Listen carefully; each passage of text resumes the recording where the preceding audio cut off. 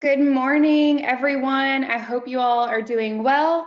We're going to get started here in just a few moments to share a little bit about EVERFI and how we can be used in your computer science and media arts classes here in Kentucky. So just a couple more moments as we wait for others to join us. And I have my colleague Jacob Preston on the line with us today too. So here in just a moment, we will jump in and get started. How are you, Jacob? I'm hanging in there, not bad for a Monday. Not too bad Yeah, at all. yeah, good. All right, well, we will go ahead and get started so we can be mindful of everyone's time. This will also be recorded, so should you miss anything or have to pop out to take care of anything, no worries. If you registered to attend, you will receive this recording afterwards, so you can listen in then. So again, thank you for joining us today. My name is Mara Sloan. I am the Kentucky Schools Manager with EVERFI, and I'm joined by Jacob Preston, and we are going to share about EVERFI and computer science and media arts courses in Kentucky. So we've been working with the Department of Education to identify areas that could utilize some of our resources, and so we're excited to share how our resources align with some of the computer science and media arts standards here in Kentucky. So as we get started this morning, we first kind of just want to do a pulse check, engage, see where you all are at with this quick poll. So there should be a poll that comes up on your screen. And we just want to kind of see what your all's feelings are around what are the most important real world skills you want your students to learn. So this could be, you know, thinking about now in the time of COVID or in traditional normal times. So just thinking about what it is that you want your students to learn, thinking about their success in the long term. So we'll take just a couple more moments for you all to select your answers here. And we'll use this as context as we go forward and share some of the EVERFI resources that you might find useful. Mara, I know that you can't answer the poll, but which one would be yours from your teaching days? Gosh, I would say they're all so important. It's kind of hard to rank them, but communicating effectively is probably number one for me, just because I feel like that affects every aspect of your life, whether you're successful in academics, but then also in your relationships and just social skills. So I would rank communicating effectively number one. What about you? Definitely managing personal finance. I think that's such an important skill for students to learn, just not in high school, but starting in elementary school all the way up. I think it's fantastic for students to learn about money and have those conversations with their parents. Oh, Yeah, there we go. I Looks like agree. everybody agreed with me. Yeah, Yeah. love it. So Love it. managing personal finance is up there as well as communicating effectively, which I definitely agree with both of those. I think all the time, I wish I had learned all of this, tax and insurance stuff when I was in high school. So I definitely agree with that. So without further ado, we will get back into our presentation. So one moment here. All right, as Mara's pulling that up, if you have any questions at all, feel free to put them in the chat. If anything pops up, you should see a chat box on your right. And also, Mara is very active on social media. I am not as active as Mara is, but if you would like to follow her on social media, and then also too, if you have to step away from your computer and you want to listen in, just feel free to dial in. That's the access code right now, and Mara can pop that in the chat here in a second. Awesome. Yes. Thank you so much, Jacob. So yeah, as we go through, we'll be kind of posing some questions to you all. So if you want to participate and share your feedback, feel free to jot those into the question box as we go forward. All right, so I mentioned earlier, my name is Mara Sloan. I'm the Kentucky Schools Manager. I also work with the state of West Virginia, and I'm located here in Lexington, Kentucky, and I grew up just up the road in Georgetown and went to Georgetown College. So it's been just so exciting and such a pleasure to work with Kentucky educators. Jacob kind of hinted at this earlier, but I'm a former 5th grade teacher and I actually taught in Atlanta, Georgia. So it's exciting to be working with Kentucky educators and learning about the landscape of education here where I grew up. And Jacob, I'll take it to you so you can introduce yourself. Yeah, my name is Jacob Preston. I am originally from Nashville, Tennessee. I taught there for about 6 years, and I've been working in ed tech or education for about 10, 11 years or so. As you could probably tell, luckily this camera's a little pixelated, but this picture was probably pre-COVID, and my receding hairline's kind of gone back a little bit further since this picture was taken. But yeah, it's been kind of crazy time. I live in Chattanooga, Tennessee, just down the road from y'all in Kentucky, with my 2 dogs and my 8-month-old daughter and my wife, who is currently working from home as well. So we're really excited to be on the webinar today. Awesome. All Thanks, right. So what I want y'all to do is if y'all can go ahead and introduce yourself in the chat. We want to make sure this chat functionality is working as well. So the way that we kind of like to do our webinars is, keep everybody really engaged, make sure that we're being mindful of your time. So if you want to go ahead and chat in, let us know where you're from. That'd be awesome. So give me your school district, maybe teachers you support or students you support, so on and so forth. You go ahead and put that in the chat if you'd like. And then Mara, you can see those answers. So if you want to read them off as they're coming in, that'd be great. Yeah, I would be happy to. It looks like we have some, let's see, folks from Eastern Kentucky. Shout out 606. My husband is from Eastern Kentucky, so I have to give him a special shout out there. Let's see. Maybe some Northern Kentucky folks. Okay. Hey, Valerie, thanks for joining us. I thought I recognized your name. So she teaches at the Moorhead Youth Development Center here in Kentucky. Thanks for joining us. Yeah, she gets a special by name shout out. That's awesome. Hey, that's what we like to keep it local and personal here in Kentucky. So yeah. Okay, cool. Well, feel free to keep chatting in as we go on throughout the webinar. We'd love to hear your feedback and chat with you. All right. So what we're going to do now is kind of talk a little bit just more so about EVERFI. As you saw on the agenda, we're going to try and stick to that agenda. It'll keep popping back up throughout the presentation so you can kind of see where we are, where we're tracking, and if you have any questions, you can just let us know. But what EVERFI does is we really focus on whole child education. So I know the term for this changes, every 6 months to a year, essential skills, soft skills, those types of things. But we really do that at EVERFI, and that's how we try and bake it into standards aligned curriculum through, career readiness, social emotional learning, health and wellness, and also our financial capabilities. So we really have financial education offerings, kindergarten all the way, or elementary school all the way up to high school. In addition to that, so EVERFI, the way that we are built is we are built for everything we have to always be no cost to you as the teacher. I know during this remote learning time, this COVID time, there's a lot of resources that you have access to that are doing these 90-day free trials, free trials for just the remainder of the school year, so on and so forth.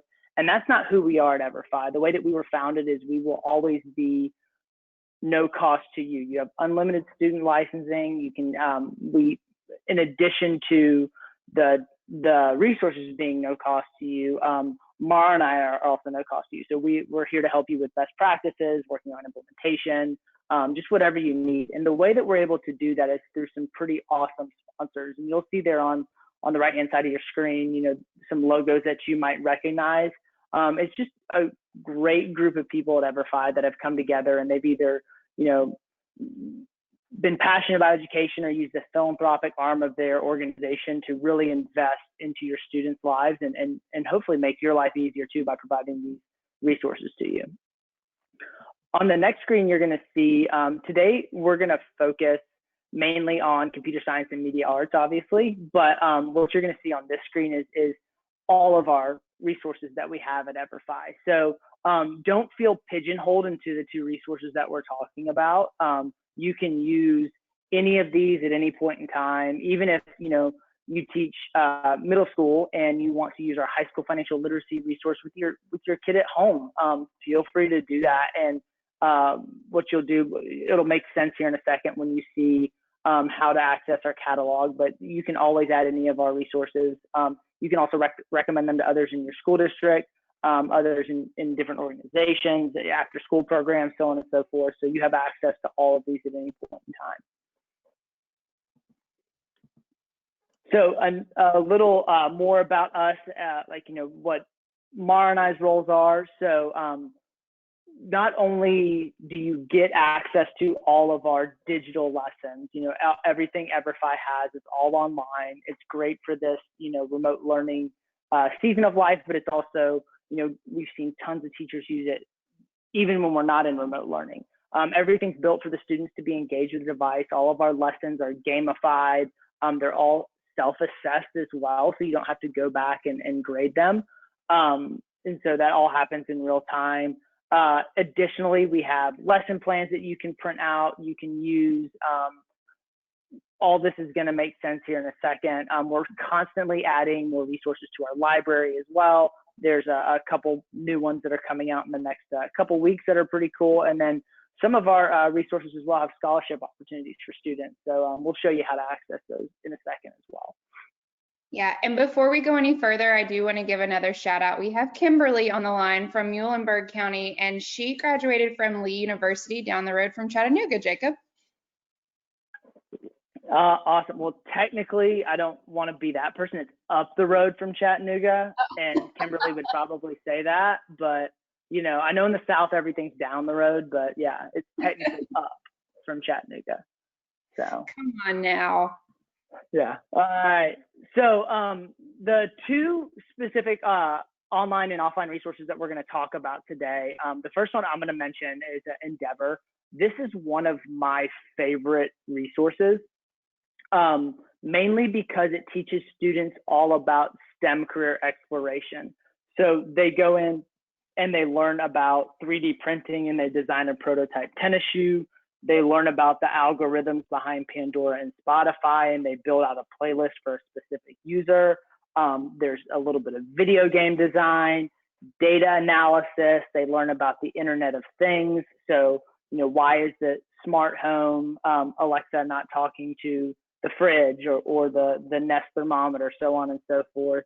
And there's also one on medical machines as well. So they get to diagnose different patients and say, okay, you need an X-ray, you need a CT scan, you need MRI, so on and so forth. But my favorite part about this resource is that in each module, students get, or in each lesson, students get actual career cards. So at the end, after they learn all about the different aspects of that specific kind of career or just skill, they get career cards at the end. So they can go through the career cards and they'll see what the career entails, what level of education it has, skills that are required, and even average salary that somebody might make just kind of in that field. So it's really cool. They go through, they build out that career portfolio, and they can go back and they can reference those at any point in time. So it's, when you talk about kind of, project-based learning, this is something we've seen in Tennessee and in Kentucky is teachers have used this during remote learning, have this kind of like an intro to, CTE pathways, different skills, and then they'll actually create a portfolio based on a career that they like and kind of path themselves for that and create a trajectory for them. You can go ahead and go to the next slide, Maura. These are the career cards I was mentioning. So you'll see here, average level of education, average salary, skills required. And then there's even, if you go into how to get there, so it just kind of gives them a little bit of mapping and pathways for that as well. I mentioned this at the very beginning. All of our resources are aligned to Kentucky standards. So you'll see on your screen here just some of the ones that are highlighted. Again, we try and do our best to go through the Kentucky academic standards and align these. You know your students, you know your content area better than we do. So you might actually see some other other standards that these are aligned to. These are just a couple examples that Mara and I wanted to point out for you to see. And we can send these in follow-up if you'd like as well. Mm-hmm. So Mara, I got a chance to talk about my one of my favorites. Do you want to talk about yours? Yes, I would be happy to. So the other resource we wanted to highlight that we found alignment in computer science and media arts classes is Ignition Digital Wellness and Safety. This is actually the most popular resource used in Kentucky, and it has been that way for the past several years. So a lot of teachers we find are using Ignition as like a digital driver's license resource where students first need to complete Ignition before they are allowed to have access to their school assigned Chromebook or iPad, whatever that looks like.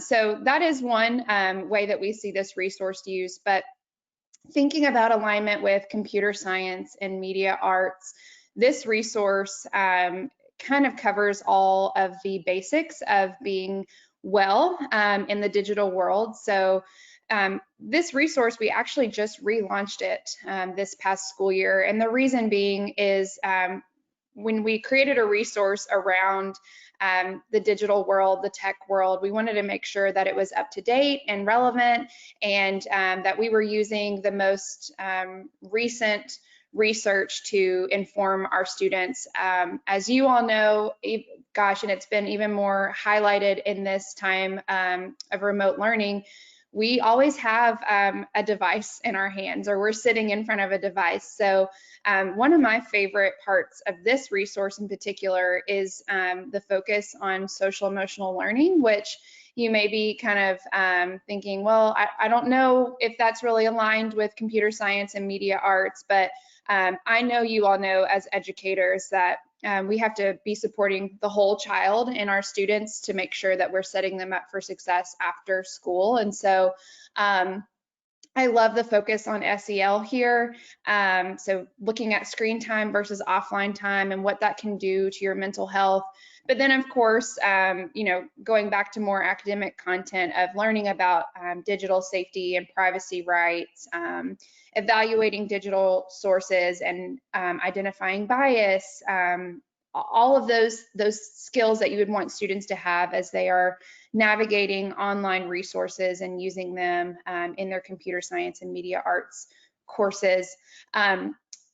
We mentioned this earlier, but the grade levels are just suggestions. So again, if you think that your upper high school level students need this kind of content, feel free to use these resources with them.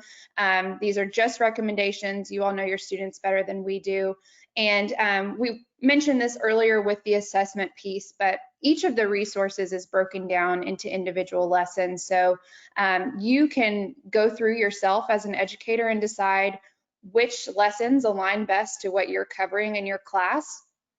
I always tell teachers, you know, we don't want to be something extra on your plate. We know your plates are already full and overflowing. So take some time to dig into the resources and find out what's going to work best for you so that it's adding value instead of just adding something extra. So here is just a quick screenshot of the different lessons built into Ignition. So again, you have the option as an educator to kind of go through yourself as a student and see what is covered in each lesson, but then we also have offline resources that you can use for creating your lesson plans. So just to highlight some standard alignment here with the computer science standards and Ignition. So again, we just pulled out a couple that were that we thought were good examples of how we are aligning to Kentucky standards. So I know that's a lot of times top of mind for educators as you're thinking about which resources to use, because again, we want to make sure we're adding value and hitting those standards that you need to meet. So I want to take a break here to let you all engage and kind of shout out, after hearing about Endeavor and Ignition, how might you incorporate these resources into your lesson plan? So if you are a computer science or media arts teacher, or you teach other content areas, but you see some alignment with these resources, Now, if you want to chat into the question box, we can share out your answers so that others may learn from your ideas and how they might incorporate these into what they're already doing with their students. So I'll give you I know guys. for me, that Yeah. that screen time versus offline time module, that was actually pretty convicting just for me on my own, you know, just making sure that I'm managing that when I'm stuck at home right now. I recommend people taking it for their own mental health as well, because it's Yeah, a very great module. I just talked to my dad yesterday about how during this time, it's like there's so many things that I want to do, but also like we're exhausted and this is just like such a weird time. And yeah, just I've been stuck to my phone and it's like, what am I even looking at or learning about? So I know students are feeling the same way when they're plugged into their devices all day long. And then when they're done, they get on their phones. So good for all of us. Absolutely.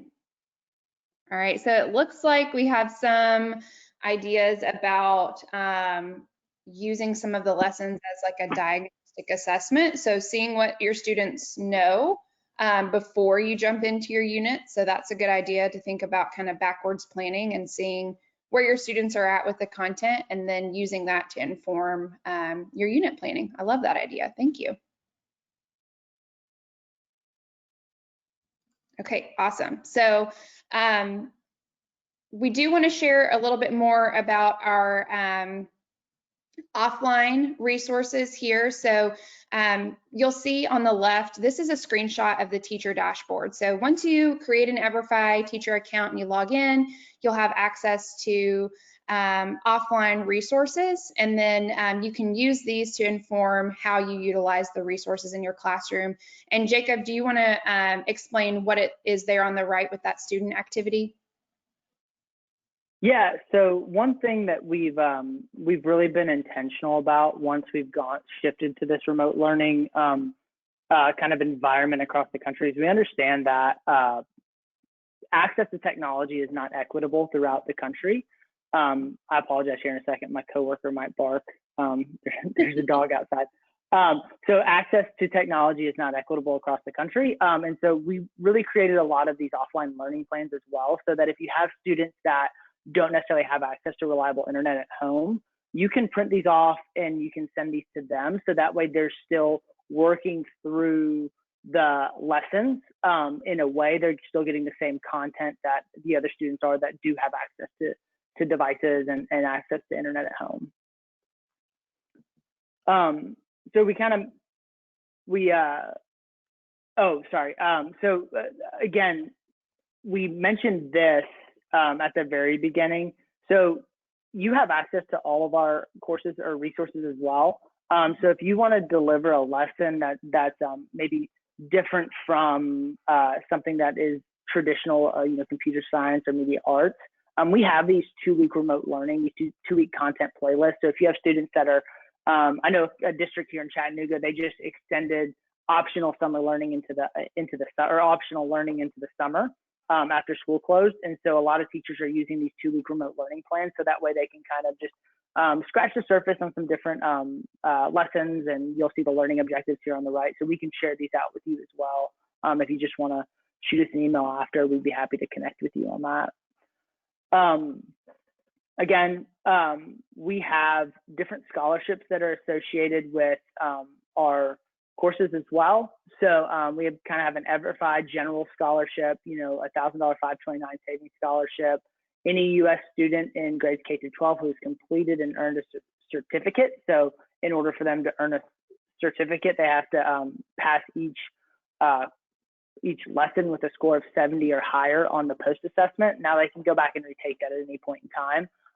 They're eligible to apply for this, and the deadline for that is June 1st. So it's coming up here in the next couple of weeks at 5 p.m. Eastern time.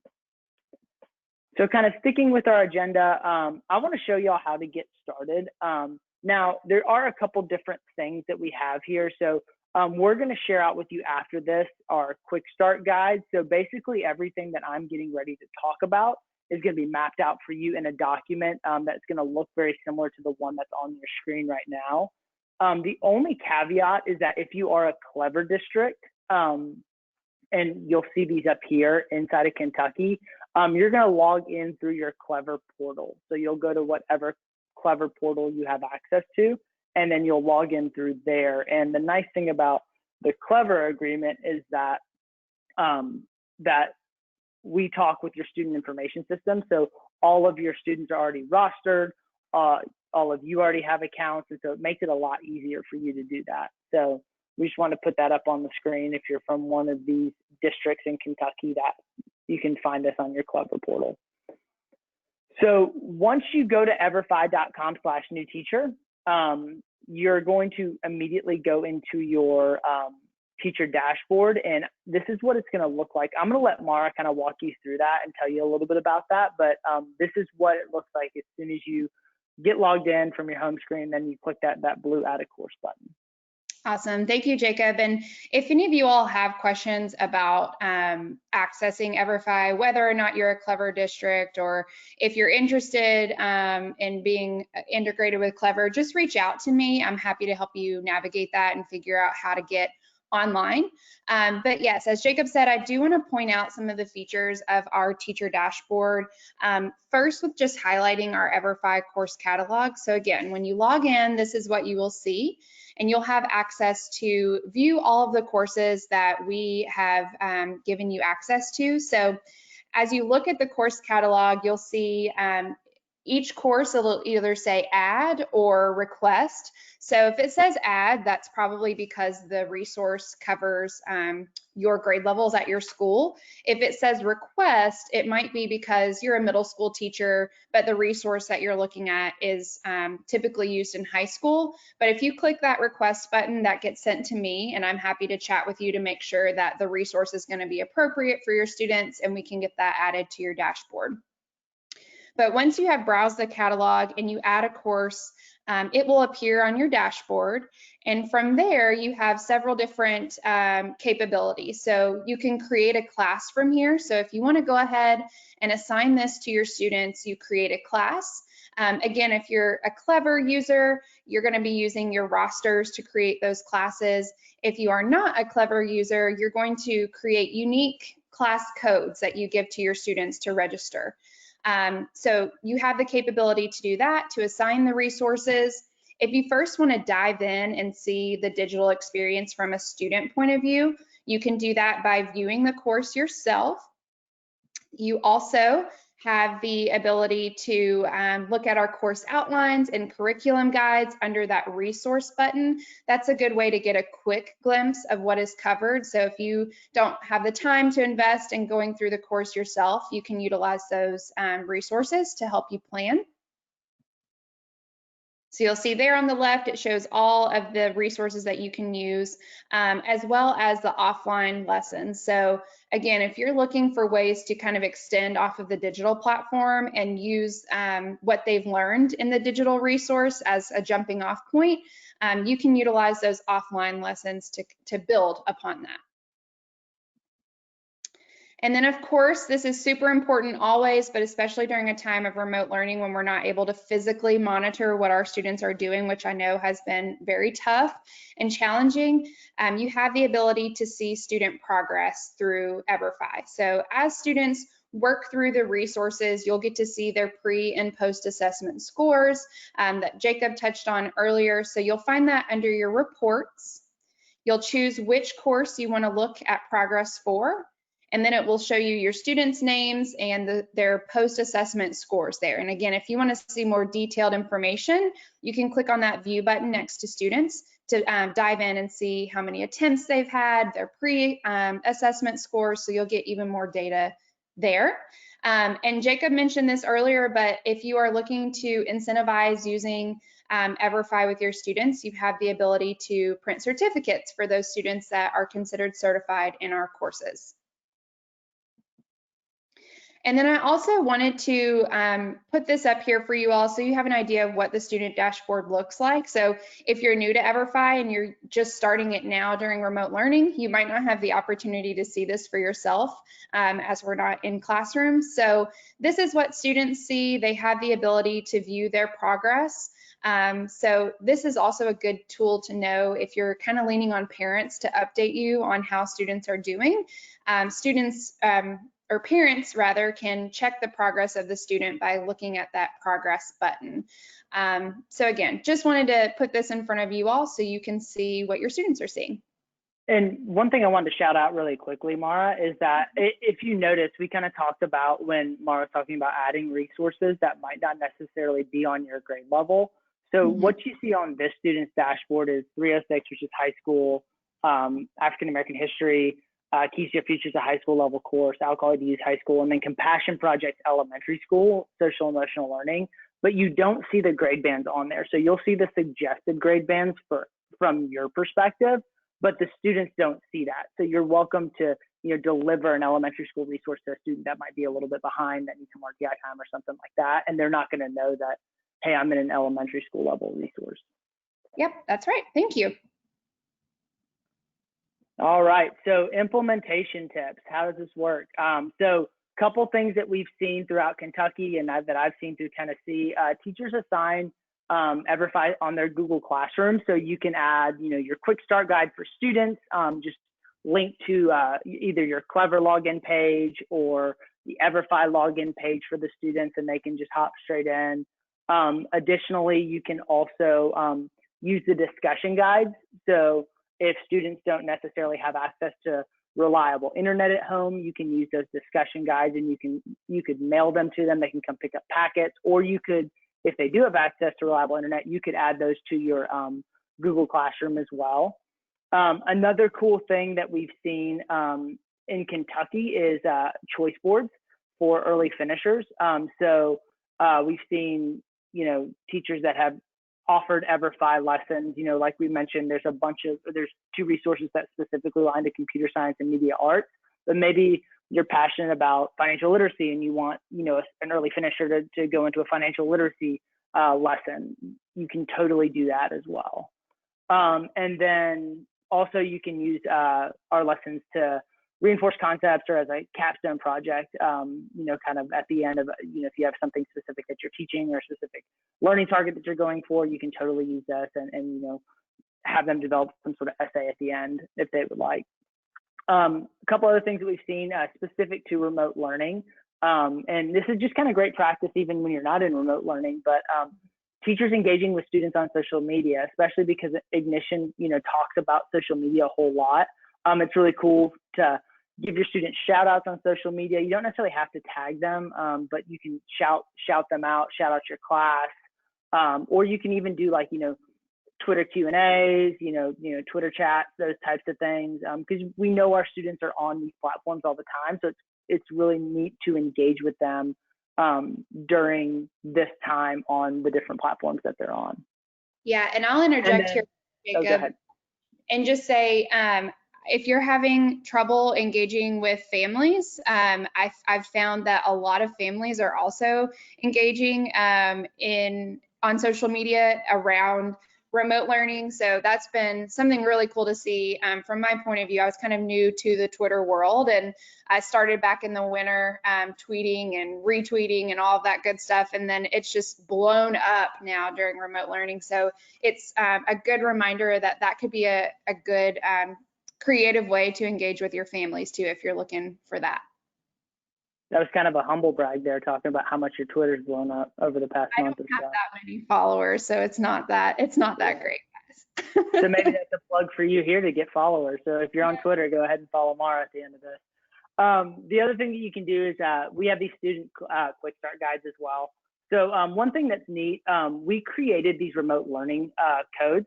So you can actually track your students' progress and you can assign them, or if you have a district that is just continuing learning into the summer, students can actually just get on to our remote learning website and they can just have a general code that's associated with the school. You can share these out with them. Again, if you're wrapping up for the year and you want to print out packets to send home with the students, if they're keeping their devices over the summer, feel free to use these documents and we can share these out with you as well. Awesome. And I just wanted to kind of wrap up this section with just a few more tips and things that we've heard from the field. I find it to be most helpful to kind of hear how other educators in the state are utilizing our resources. So we are already, as you all know, thinking about next school year and all of the uncertainty that that brings. But regardless of what our learning looks like, whether it's in person or remote or a mixture of both, we do still need to think about how we are intentionally planning our curriculum and our content so that we're reaching students wherever they are. So if you're kind of already thinking in that mindset of what you're going to be covering in 2020, 2021, you can go through our offline resources and kind of find the best place for where these resources might fit into your curriculum. So especially, you know, when you're thinking about how to reach students through a digital platform, you could kind of be thinking about where EVERFI might fit in there. If we are back in school, of course, we do want to think about our students' access to technology. So if you know, you're in a school that is not one-to-one and you need to reserve laptops, or you have the opportunity to use the media center or a computer lab, thinking about that as you plan so that that's not an obstacle when the day comes that you had planned to use EVERFI. And then of course, utilizing all of the offline resources that we are continually creating so that you are giving that content to students that may not have access to technology. And then last, making sign-in a breeze. So one of my go-to tips that I give teachers so before COVID times, when I would actually go into classrooms and help teachers get students started, I would suggest that students use a common username or password that they're used to using already to create their EVERFI accounts. So just to take one thing off your plate, we don't want them, you know, coming to you, I forgot my password, I forgot my username, and you have to look that up, especially during remote learning, that could be challenging. So, you know, suggesting to your students that they use their school usernames and passwords or something that they are using continuously so that it's not something that they'll forget.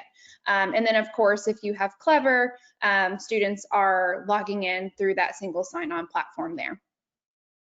It's another plug for Ignition right there, because Ignition has a lesson on making strong passwords on technology. So students might be able to identify if they have a strong password once they've created it, might need to actually change it. There you go. All right, so I see a couple questions coming in the chat. If you have any other questions, feel free to chat them in now, but I want to shout out a couple that came in. Mara, someone said in the chat, I have access to Clever and I just checked and I don't see EVERFI on there. Do you want to answer that one? Yes, so a lot of districts in Kentucky do utilize Clever for other applications that their district may have already have on their Clever dashboard. So what I would suggest, if you're interested in seeing EVERFI as an application on your Clever dashboard, is reaching out to me so I can kind of share what that process looks like as far as Clever integration goes with your district.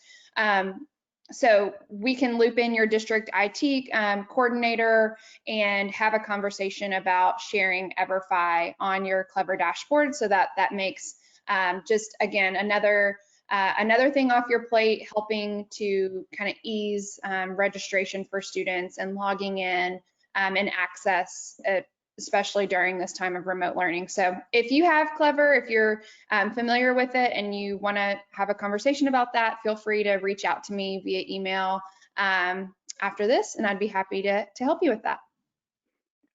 Awesome. Okay, so another one that just popped up. I'm interested in sharing this out with my team. How can I do that?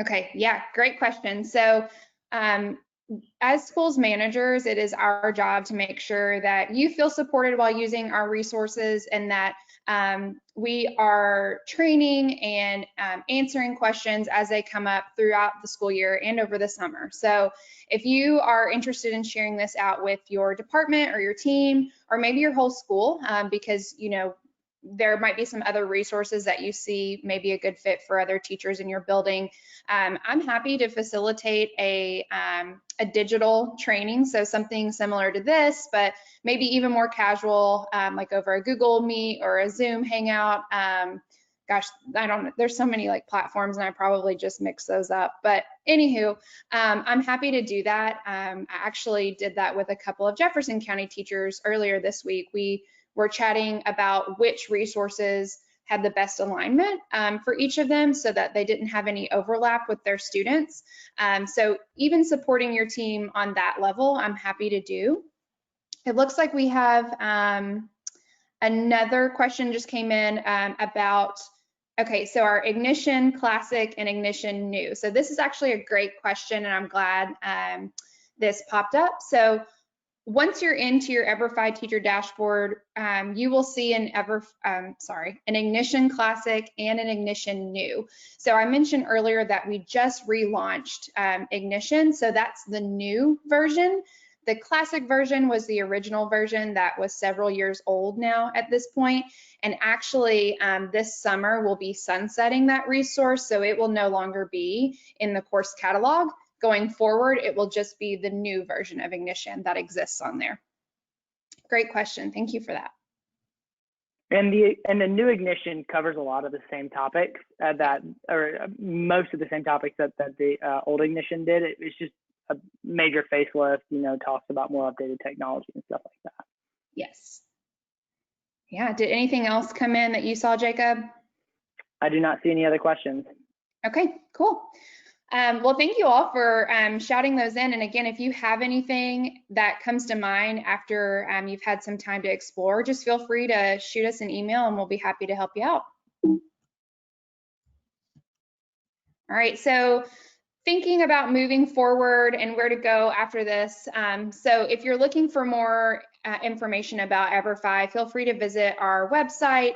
And then obviously creating your account and exploring your teacher dashboard, and then sharing out on social media how you're using EVERFI and engaging with us on social media. Before we go, we just had another question pop in here, so I want to make sure I address it before we get off of here. But it looks like we have some students at schools that are going from one school to another, so maybe like transient populations. I know that occurs a lot here in Kentucky. So how do we transition those students so that they still have access to their certifications?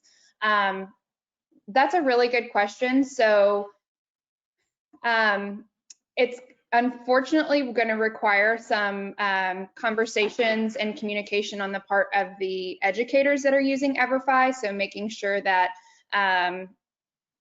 you're communicating with their new teacher, which I know is not always possible, but students do have the ability to log in and see their student progress. So that's something that they could share with new teachers, new schools. Of course, you have the ability to look at your reports and you can take screenshots or download CSVs to store that information. Jacob, do you have any other ideas around that? Yeah, and also, if a student can track their progress, again, this would take a little bit of communication and coaching, but students can pull up their account and show their progress from, your physical class if they're in a new class, and the new teacher can just push them through automatically and input grades for them into their roster. So that way they can get the certification if you weren't able to communicate with them. So there's a couple different unique scenarios. If you have questions, I think the best practice for things like that would just be reach out to Mara in real time, and we'll definitely troubleshoot with you. We can always come up with solutions and we'll figure it out. Absolutely. All right, well, thank you all so much for joining us today. I know we are wrapping up a little early, so hopefully you can use the next 15 minutes to take a little time for yourself today. But again, just thank you for taking the time to join Jacob and I. We are looking forward to supporting you all, and feel free to reach out if you need anything at all. Thanks, guys. See y'all.